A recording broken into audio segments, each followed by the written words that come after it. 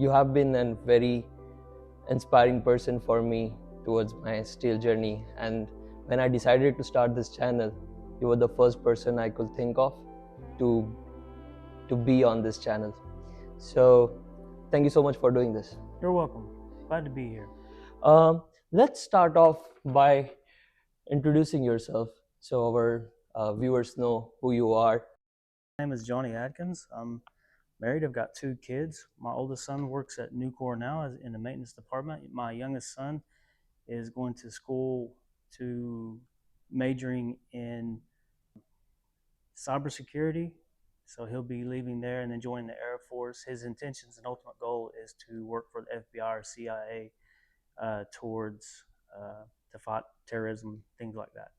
So, How did you start into steel industry, and tell us more about your whole journey about that? I started October 28th, 1997 as a co-op. I was going to school and I initially was hired to work in the CAD/CAM department where my main role was programming wire burner machine, CNC equipment, and preparing pass drawings and roll drawings.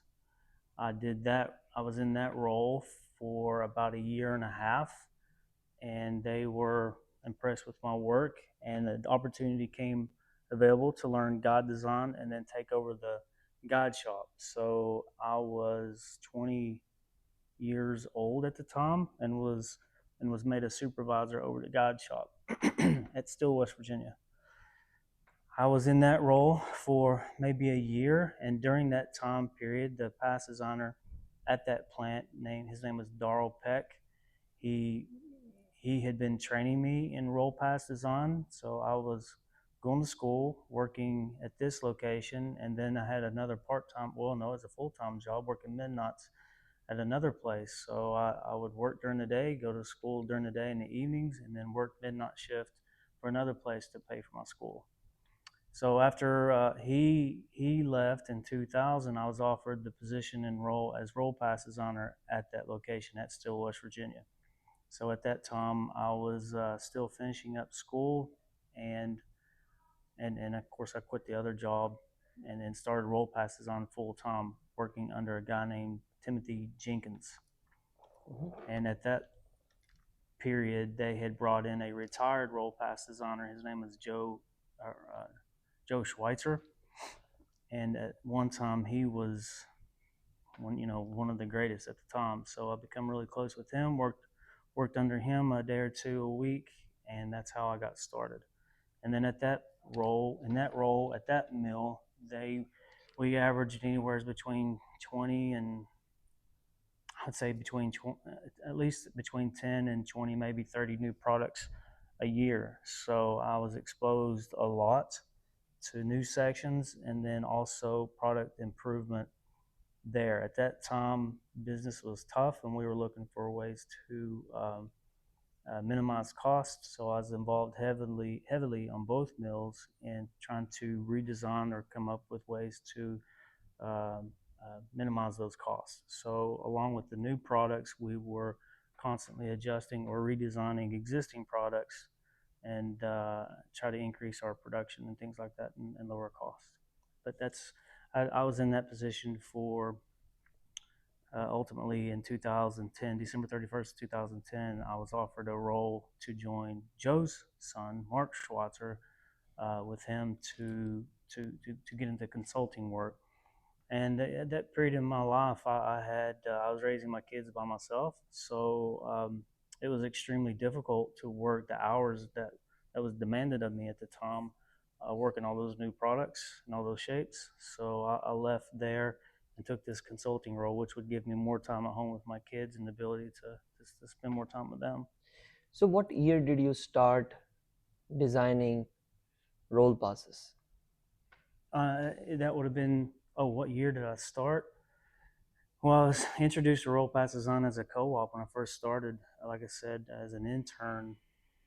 In my role there, my sole job was learn, of course, CNC programming and working in the roll shops and machine shops, but also assisting the roll pass designer at that location with cleaning up past drawings, taking notes, making roll barrel drawings and things like that. So we were constantly making changes. It's not unlike any mill that you've ever been before. They're consistently making changes and things like that. So working alongside him, kind of learning why he's making some of these changes and just asking him questions. That's where I was first exposed, and that was within the first few months of being there at that location. Very interesting. And what do you think? Whereas from, as you said, the things what we were doing in past is very different than what we are doing now. You have seen a lot of changes with time, and steel. I feel steel is an industry where there's always constant changes. Yeah. So the good thing about the time that I came in, you understand, computers. Not everybody had a computer in their home in the '90s. Right? Only a handful of people here and there had computers. So AutoCAD, 3D simulation, and those types of things, were very rudimentary. And coming in '97, as early, as late as '97, in college, a lot of the things that I was seeing in college, I immediately started looking at ways how I can implement like certain formulas and things like that in Excel, and even expediting processes in AutoCAD, and then even CNC programming and things like that. So I was able to create a lot of things early on that I could see, leading into the future where it could end up at, and that's kind of where I'm at now with software development. The steel industry as a whole has been kind of in a slump as far as the way the way it has progressed technologically over the last 20 years. There really hasn't been anything done. We are extremely behind the times with what's available out there. So that's kind of another one of the reasons why I left and had started taught steel in NCO, is so that I can bring a lot of that technology to the forefront and really push our industry forward significantly over the next coming months. So with your record of just being in steel industry, was there any point in your life where where you thought of switching the field? Why steel industry? And why would you recommend anyone else like our viewers to get into steel industry? The main reason why I got into steel industry to begin with, honestly, as an intern, I was looking for a job. I was interesting. I was interested in engineering and that kind of background. I wanted to do that kind of a thing, and at that time, that steel mill was hiring, and I just they offered me a job as an intern, and I wanted direction, and that seemed like a good path to go. Once I interviewed with them and kind of saw what they did, I thought it was a neat trade. So You also said your kid is in steel industry, right? yeah. So why did he was it his own choice or No, initially, no. He initially wanted to get into engineering and things like that, and I tried to get him to get involved in possibly the electrical program with Nucor, right? And then of course working with Nucor and being inside and how they operate with family and safety, or to the major points in which Nucor stands behind. I was if he was looking to get into that field and in something mechanical, I wanted, if he was going to be in the industry whatsoever, I wanted him, especially at a company like Nucor that that's centered around safety. That was really important to me because he's my son, and and I love him. I want him to be protected and things like that, and it's a safe work environment. And then for him, the way that we're headed right now with jobs and things like that. That's a very good and a very safe trade in a very good company for him to be in. So, and he's at a good location. He's got great supervisors and people looking out for him and people to learn under. So, I I also know that you've been to a lot of different countries. You have done steel mill commissioning for them, mm-hmm. and tell us about your experience in different countries when you go there. Was it how many years of experience you had that you considered yourself that or maybe let's say other companies consider that you'll be a great person for commissioning, and how do they reach out to you? Um, how? Okay, first off, I'll say this. My father told me whenever I was going into college and I first started working in the steel industry, he told me to put myself in a position to where the company cannot operate to their fullest without me. So that was my driving point from day one, was really trying to learn every aspect of every trade and every role inside the mill. So that's what I did. I learned every role and every job. So in a short amount of time, and the amount of time that I put into it and the effort, and there's a lot of work, I was able to pick up and learn and retain so much at such an early age. So I felt that I put myself ahead of where anybody else has ever had an opportunity to. Number one, because I started so young, and number two, I put that much time and effort into it. So, and then being in the position that I was to work under Darl Peck, uh, Tim Jenkins, Joe Schwartzer, even Mark, and Giles Gillian, and all those guys. There isn't anybody that I could think of in my career in the industry that has had that much um, um, foundation behind them to start their career. So, and I really took advantage of it. So, and as far as getting my name out there and who knows what I can do, um, I haven't really looked at it like that. As far as I really want to help, really want to help and better the industry and help anybody that calls on me. I never want to say no. I don't have time for this or time for that.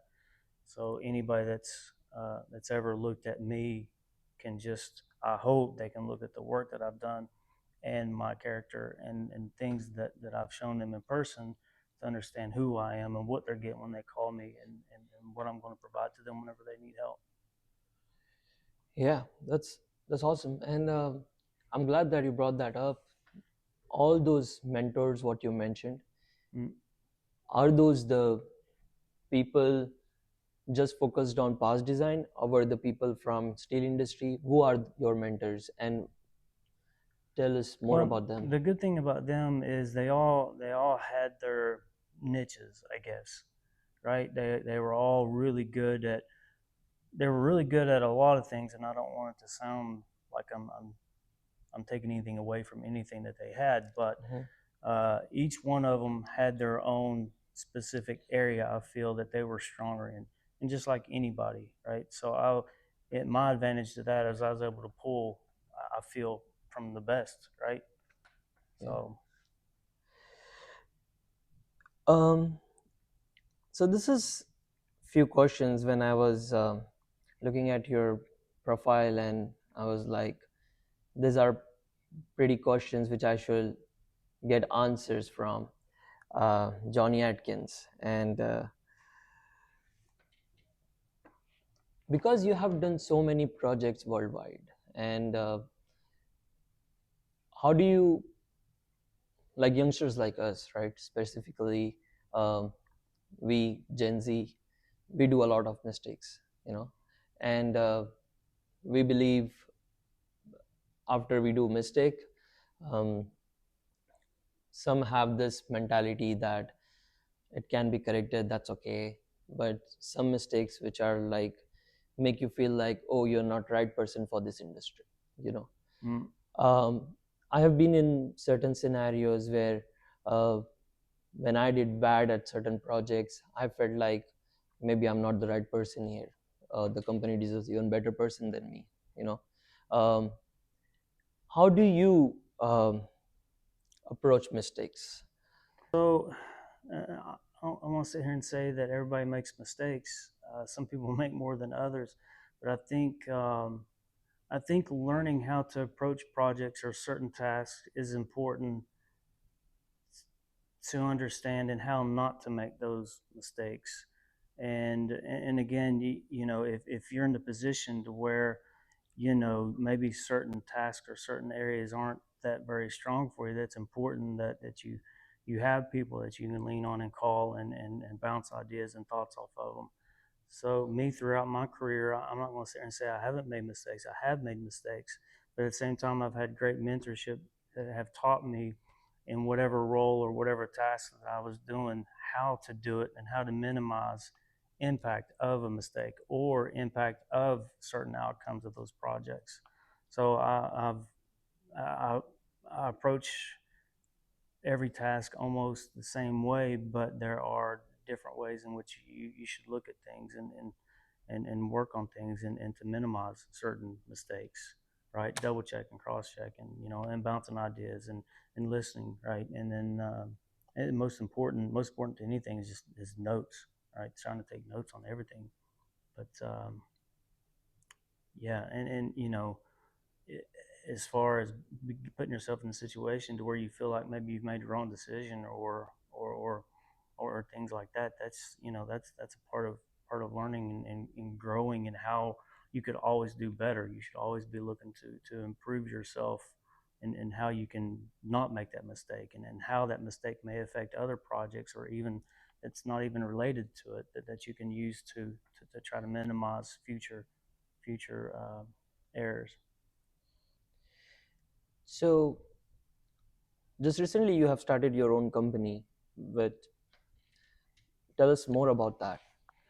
Yeah, so the new company is NCO, and also Totten Steel. I left Nucor and started Totten Steel to have something kind of on my own, but more tailored for roll pass design training and then software. I really enjoy writing code and software and things like that. Kind of a hobby, and it's turned into something a little bit bigger. But I started that for that, basically just to teach people mill operations and things like that, to try to uh, better their own or increase their own knowledge in rolling and things like that. So that's kind of the backbone behind that. But the main drive is the NCO offering mill equipment, reliable mill equipment at a fair price.